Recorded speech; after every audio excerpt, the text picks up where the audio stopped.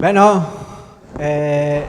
beste hizlari bat daukagu gure artean, eta sarrera labur-laburtxo bat egingo dut. Bera da Josu Urresola Atxa. Izatez perito elektrikoa, jubilatu artean.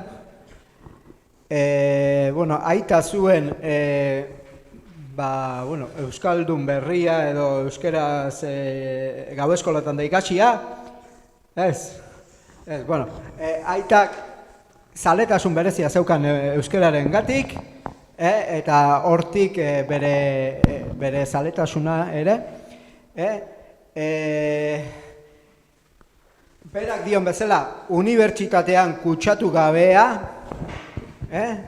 eta orain artean ezin izan du idatzi bere pentsamoldea, baina orain teknologia berriak direla eta soinu eta irudi euskarriari esker bere zaletasun honi leku eman dio.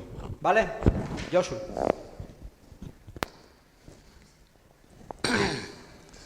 Arratsaldeon lagunok.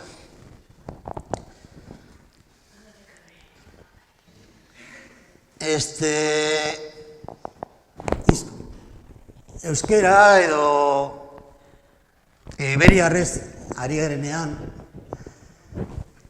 askotan nahastu egiten dugu gauza asko, ez? Euskera edo edozein hizkuntza aztertzeko hizkuntzan sartu behar dugu. Baina nahazten badugu, nondik etorri ginen, nun jaio zen, hori historia da, hori ez da hizkuntza. Eta tartesikoak ez dakinokoak, besteak hangoak, baina hori ez da hizkuntza aztertzea. Euskaldunok nondik gatoz, hori ez da hizkuntza aztertzea.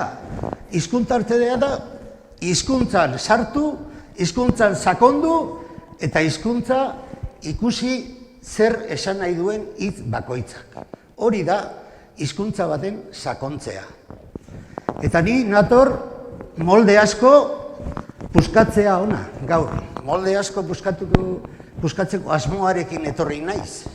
Eta bat da hori. Zergatik ez gara hizkuntzan murgiltzen eta hizkuntza aztertu barrutik orain egingo dugun bezala.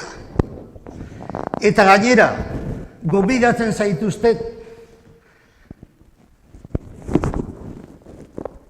bide hau aztertzen, nik markatu nahi dudan bide hau aztertzen eta euskera sakondu euskeraren barrutik. Zergatik, euskera dalako hizkuntz bakarnetarikoa, ez esatearen bakarra, berak ematen digu gako guztiak noiztik egiten dan euskera. Berak euskerak esango digu, esaten digu, noiztik egiten dan euskera. Noiztik. Euskerak esaten digu, zergatik hitzak diran hitzak eta zergatik nahi duten, edo esaten duten nahi dana. Zatik, euskeran dago esaldi bat oso famatua, baino gure hizkuntzalariak orain arteko behintzat ez dutena seriotasunaz hartu. Eta da, euskeraz izena darama barruan izana. Esan nahi du, izen bakoitzak esaten digu zergatik dan izen hori holan esatekoa. Eta izen bakoitzak esaten digu nondik hartuta dagoen izen hori.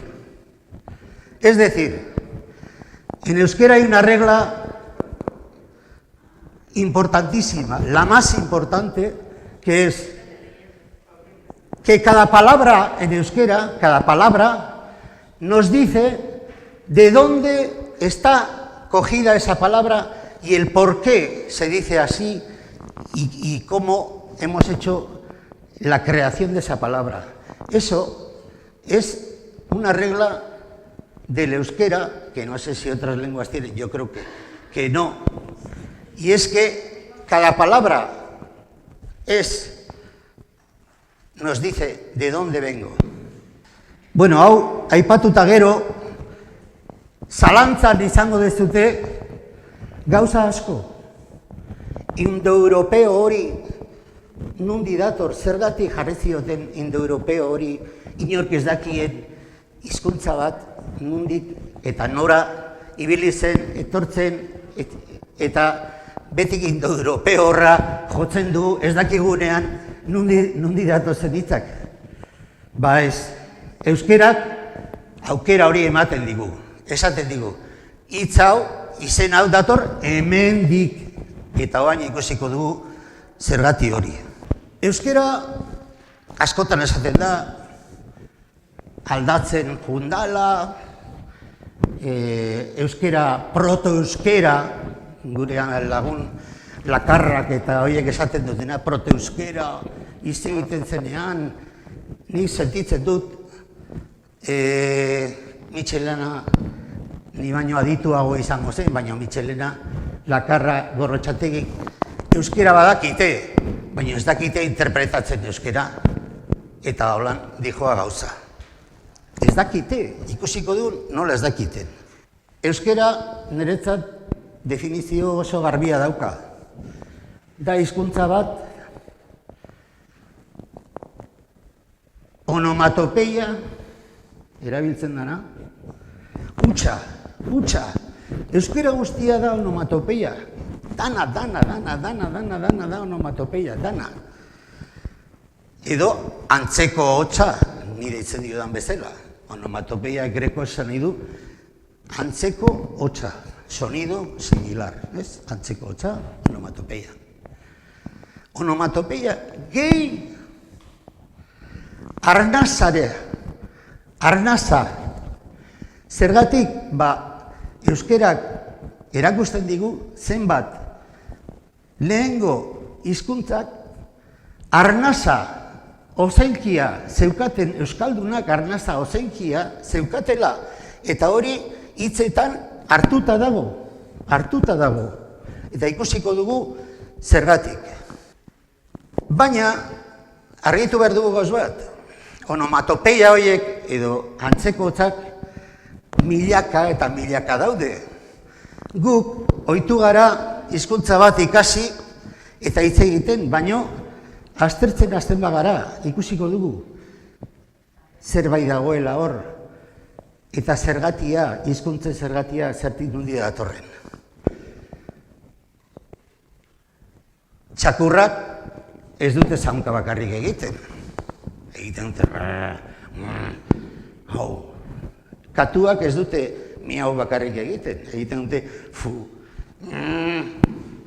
Zenbat hizkuntzak hartuta dituzten onomatopeiak, batzuk hartu dituzte onomatopeia batzuk, eta beste batzuk. Adibidez, guk katu esaten duguna, esaten du baina onomatopeia non dago, bai, badago onomatopeia. Katuak miau bakarrik ez dut egiten. Asarre dagoenean ze egiten du. Erderatik ere, gato, frantsesek hartuta duka, gat, ere, eta onomatopeia berdina erabiltzen du. Horregatik askotan, esaten ganean, hori begira euskeratik dator, kontuz, gero ikusiko dugu, zenbat onomatopeia, hizkuntza pila batek berdinak dute, eta ez dute zer ikusi euskerarekin, naizta berdina izat. Txioria, guk txori, esaten dioguna, japonaraz txori esaten da. Eta ez dauka zer ikusi euskerarekin, baina onomatopeia berdina hartua dute, txiori hartu dute, txoria izendatzeko. Hortaz, zer gertatzen da? Zaratak, edozein zarata, guk ez diogu garrantzik ematen, baina euskerak dauka zaratei esker oso iztun zabala. Eta gainera, zarata daude, nola esaten da, tamaina, soinuaren tamaina, ezberdinak, ez? Soinuaren araberan, handia, erdikoa edo txikiago izan, zarata ezberdina ditu. Adibidez, egiten badugu, holan eskuarekin, ez dugu garrantzirik ematen, baina soinua egiten dugu. Eta gure arbasoek hartu zuten soinu hori izendatzeko arnasa hartu, ahoskatzeko zarata hori, eta jarri zioten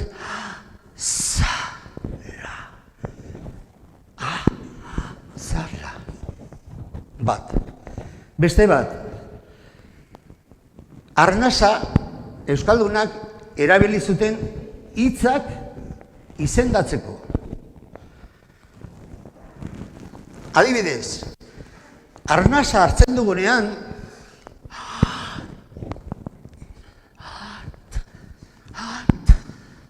art, zer da? Arnasa hartzea, zerbait gorputzan sartzea.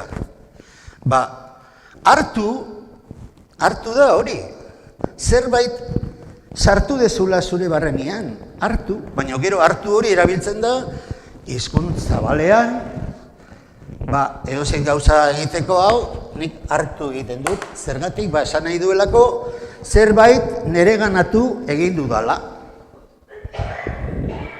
Izena dator arnasa erabiltzearen soinuarekin. Eta arnasa botatzen dugunean, zer egiten dugu? Zer da? Ba, arnasa botatzea, gorputza ustutzea, ustu egiten dugu. Eta zer da ustu? Ba, ustu da zerbaiteri gauza bat kendu, hartu, zerbait, ustu, ezer gabe gelditu, ezer gabe utzi.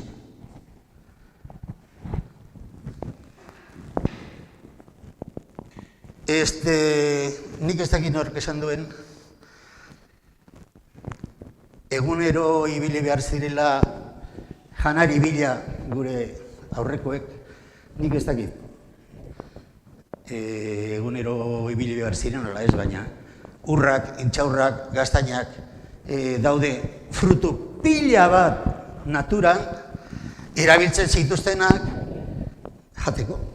Eta hori, animaliak ere badaude erabiltzen dituztenak frutu horiek eta negurako gordetzen dituztenak ere, ez bakarrik pertsonak. Orduan, ez dakit hori, konparaketa hori, behartasun hori egunero ateratzea janari bila, ba ez dakit, zalantza jartzen durik. Orduan, egiten dugunean beste onomatopeia bat. Gorputzaren ze aldeak egiten du hau? Honek. Eta nola deitzen diegu honi? Hau zergatik, ba, hau egiten duelako. Ulertzen?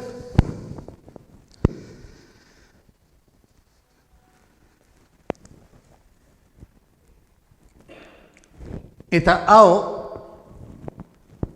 soinua ditzen digu hau hotza. Hotza, hau hori ja gelditzen da hotza moduan. Eta konturatzen bazarete, izen guztiak hotza duenean atzean, hotza, zer esan nahi du? Ba, aurrekoa onomatopeia badala, zarata badala. Ulertzen? Hotza, bukatzen bada hotza, esan nahi du, aurrekoa zarata badala, eta esaten dugu, txalo, hotza, Gero, za hori juntzaio, eta gelditu da txalo. Baina txalo da hotza. Jai hotza, zer esan nahi du? Hotza eta jai zer da? Ba, lehengo zarata egiten dana, jai hotza ondoren, jai hori hartzen da, onomatopeia moduan, eta zen da, jai hotza. Beste adibide bat, atxiz! Atxiz, ez da nahitaz, da zarata bat, gorputzak egiten duen zarata, baina atxiz egiterakoan zer botatzen dugu? Nola ditzen diogu hortik ateratzen den urari? Txiz, txistu, txistua. Atxizetik txistu deitzen zaio.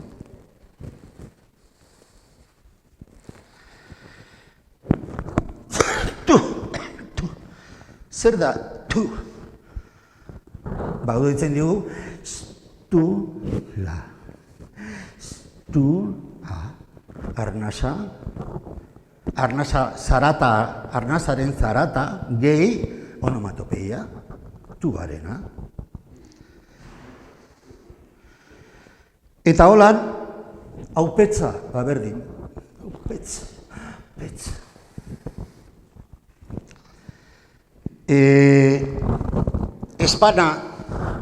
Espana, nola ze onomatopia du espanak, ba, askotan jolastu dugu txikitan. Eta zer da?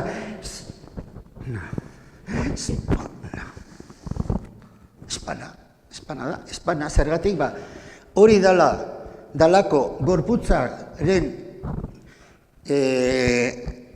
toki bakarra, pa, esaten duna. Bai? Ikuste zue, eta ez gara oraindik aurpetik atera. Gero, esan duguna, soinuaren tamainan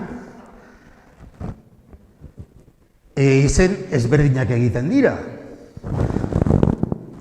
Jotzen badugu hemen, zarata bat egiten du.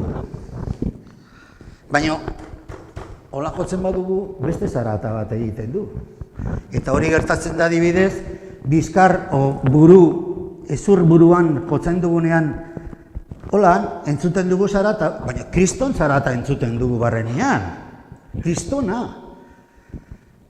Eta gu deitzen diogu, o deitu zioten, ko. Baina, holan egin da, ez da ko. Da, askoz ere, bajuagoa, zarata, eta deitu zioten go. Eta zer da, ko, kote, ko, peta, ko, karda. Eta zer da, go, i, goia, gora, goruntz. Ba, zerbait betik goian dagoena, zergatik, ba, zarata hori, honekin edo lan, bakarrik buru ezurrean egiten dalako. Hemen ez da egiten ko, hemen ezin da egin ko, eta ez go. Bakarrik buru ezurrean, eta orduan go hori izan nahi du zerbait gora, goikoa dela. Eta ko ere, ko da indartsuagoa, eta go apalatxoagoa, baina biak goiko gauzak. Eta nola ikusten, bueno, gero sartuko gara horten. Eta adelantziz, eskua holan jartzen badugu, entzuten dugu zaratatxo bat. Jarri zioten B. Eta ez esan nahi du B. Ba, edozein gauza B-an dagoena. Esku azpian zer da? Bea, hau da bea, betik behera, bea. Bea da B zaratatik ateratakoa. Baina B egin beharrean P egiten badugu, P beste hitz batzu sortzen dira. Pea da, ez da bea, da azpian dagoena. Hankapea, aizpea, Baina bea da gauz bat, bean dagoena, erdera izango zen, bajo, eta pea da, debajo, de. Ulertzen zuen nola gure arbasoek zatitzen zuten eta soinu ezberdinakin egiten zuten hitz ezberdinak. Daukagu ehundaka, bueno, euskera osoa nik esan dut, onomatopeia dela, hutsa. Eta gero daude, beste izen batzuk edo hitz batzuk, batzen dituztenak bi onomatopeia. Adibidez, bueno, beste zer batzuk, adibide batzuk, dira oso interesgarriak.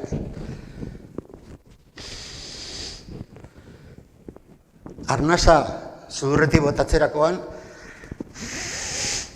zarata bat egiten du, eta gure arbasoek ahoskatu zuten zu moduan. Baina botatzean, arnasa hartzen badugu, ez da zu. Ahoskatu zuten uz moduan. Eta zer da sudurra?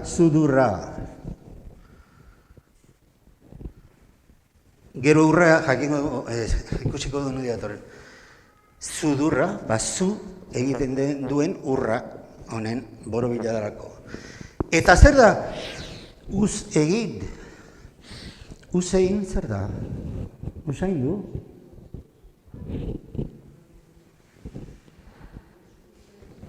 Daude beste asko, lepo, papo, okotz, belarri, gorotz, gorotza, zer da gor hotza? Gor egiten duen zerbait, entzuten dugun zarata da gor, horregaiten dugu gor hotza. Eta zer da gorotza? Dakigu, deno dakigu zer da gorotza. Kakaitia. Orduan zer esan nahi du? Gor dala kaka ateratzen danean egiten duen zarata. Gor, hotza. Zer da putz? Soplar, putz egitea. Eta zer da putzker? Putzker zer da? Ker zer da? Putzkerrak egiten duen zarata? Putzker. Eta gor, esan dugu dela, kaka ateratzen danean egiten duen zarata. Eta gor putz, zer esan nahi du gor putz? Zer da gor putza? Zerbait, kaka eta putz egiten duena. Egia da. Hala deitu zioten gorputzari. Kaka eta putz egiten duen hori. Eta zer da latinez corpus orduan? Edo erderaz cuerpo. Nundi dago hartuta. Bueno, ez naiz oso luze jarraituko. Adibidez, dago gauz bat oso importantea da arnasaren nahi dugunean indar handi bat egitea, arnasa ere hartzen dugu indarrez eta egiten dugu zarata bat. Eta ze zarata da hori arnasa indarrez hartzen dugunean.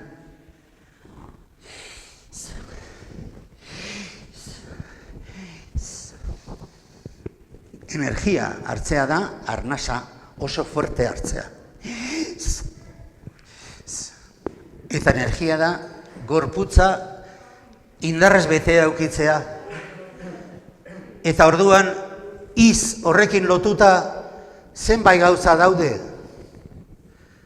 Izilik ez duela energiarik, erdi hilda dagoela. Izilik egotea da, geldirik eta isilik egotea. Hitzartu, zer da hitzartu? Esnatu, energia, hartzea, bizi, hitzartu.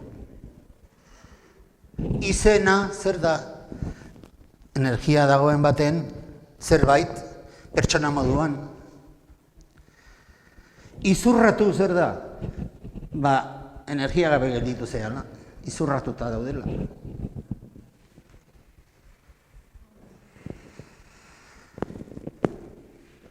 Gero beste hitz bat dago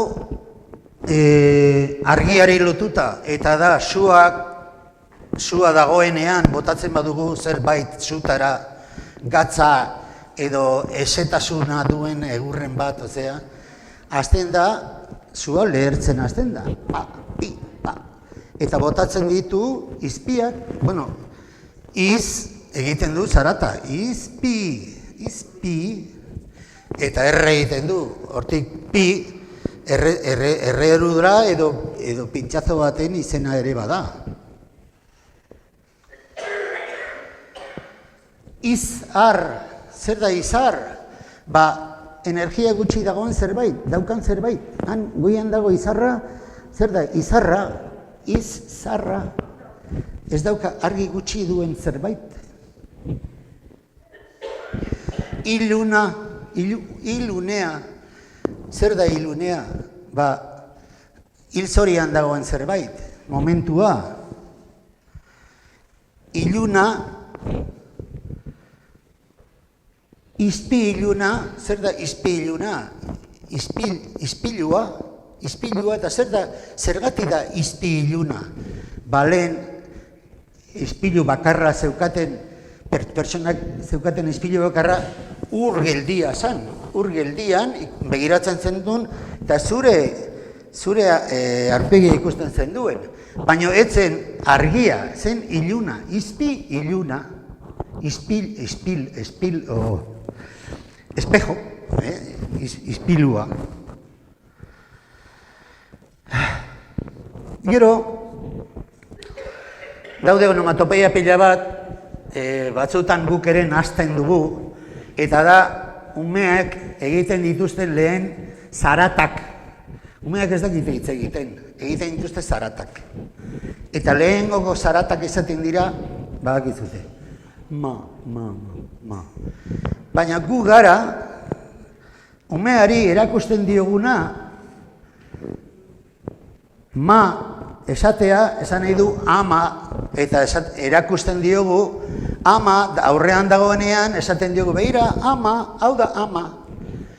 Edo ta, esaten dutenean guk, erakustzi egiten diogu, umei esaten, hau da, aita, hau da, aita, zure aita. Eta ikasten dute, eta ikusten dutenean, ama aurrean, esango dute ama, eta aita ikusten dutenean, aita.